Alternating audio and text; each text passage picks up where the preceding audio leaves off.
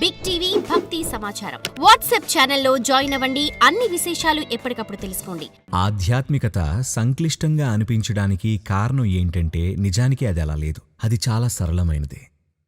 ఇది సంక్లిష్టంగా అనిపించడానికి ఒకే ఒక్క కారణం. మీరు ఎంతగా ప్రయత్నిస్తే అంతగా స్థిరపడతారు. కానీ మీరు అసలు ప్రయత్నం చేయకపోతే మార్గం లేదు. అది కనుక మీకు చేతనైతే మీ ధ్యానం భిన్నమైన పార్శ్వాలను చేరుకుంటుంది.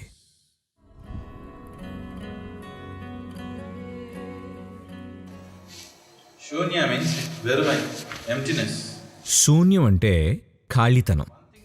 మీ జీవితంలో మీరు వద్దనుకునే ఒక విషయం ఖాళీతనం. మీ జీవితంలో మీరు కొని తెచ్చుకుంటున్న సమస్యలన్నీ మీ చదువు, మీ యొక్క కుటుంబం, మీ వృత్తి, డబ్బు, ఈ సమస్యలు అన్నీ ఎందుకంటే మీరు ఎలాగోలా మీ జీవితంలో ఖాళీగా ఉండకూడదని తాపత్రయపడుతున్నారు. మీరు చేస్తున్నదంతా ఇదే కదా. ఎలా అయినా సరే మీ జీవితంలో ఖాళీ ఉండకూడదు. మీకు సమస్యలున్నా పర్వాలేదు, కానీ శూన్యం మాత్రం భరించలేరు. వాళ్ళ జీవితాల్లోకి ప్రజలు బాధలను ఆహ్వానిస్తున్నది కేవలం శూన్యాన్ని తప్పించుకోవడానికే. ఎందుకంటే శూన్యం అనేది కఠోరమైన విషయం, అదో పరమ విషయం. మీ జీవితంలో శూన్యం అనేది ఉండకూడదు. కానీ మీరు స్పృహతో శూన్యం అవ్వగలిగితే అదే జీవామృతం.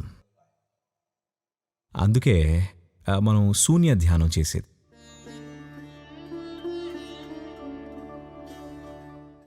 శూన్యం అంటే మిమ్మల్ని మీరు పక్కన పెట్టుకోవడం. మిమ్మల్ని మీరు పక్కన పెట్టుకోవడం అన్న కళను నేర్చుకోగలిగితే 15 నిమిషాల శూన్య ధ్యానం మీకు ఆత్మజ్ఞానాన్ని ప్రసాదించగలదు.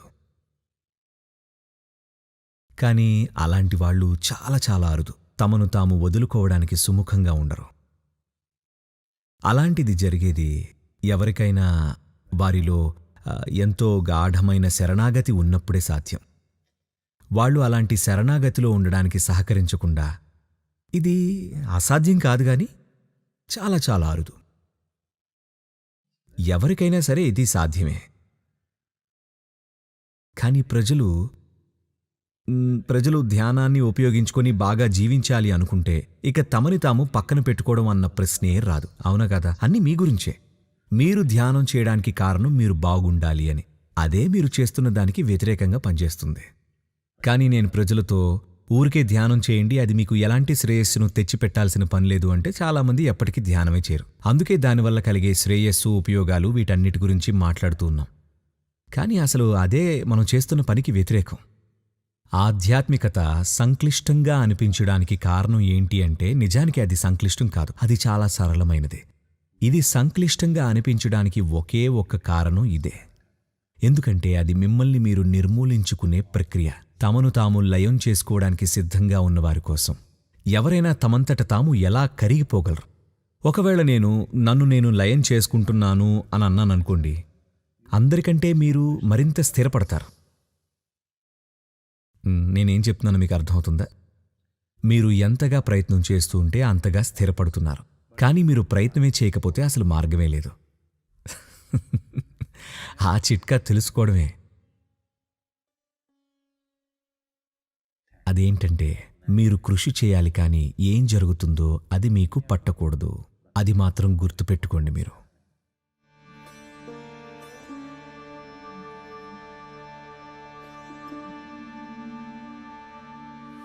ధ్యానం చేయడంలో ఉన్న సారం ఏమిటంటే, ఏం జరిగినా సరే నాకు పర్వాలేదు అని మీరు అనుకుంటే మీరు మెల్లిగా దాని నుండి బయటపడినట్లే. మీరు చేస్తున్న కృషి నుండి బయటపడలేరు, కానీ అది కలిగించే ఫలితం నుండి బయటకు రాగలుగుతారు పూర్తిగా. అవునా? మీరు ఇది తీసేయగలిగితే ఇక మీకు జరగవలసింది ఏమీ లేదు. ఏ ప్రయోజనం ఉండాల్సిన పని లేదు. అది మిమ్మల్ని హింస పెడుతున్నా ప్రతిరోజు మీరు కూర్చుంటారు. మీకు ఇలా చేయడం చేతనైతే మీ ధ్యానం ఎన్నో విభిన్నమైన పార్శ్వాలకు చేరడం మీరే చూస్తారు. కానీ ప్రజలు ధ్యానం చేసేటప్పుడు ఎప్పుడు నాకు తగినంత వస్తుందా లేదా అని లెక్కలు వేసుకుంటున్నారు. అదే ఒక పరిమితి. కానీ ప్రజలకు ప్రయోజనాలను అందించకుండా ప్రభావితం చేయడానికి ఎటువంటి మార్గం లేదు. మీకేమీ రాదు. మీరు ఊరికే కూర్చొని ధ్యానం చేయండి అంటే ఎవరూ ధ్యానం చేయరు.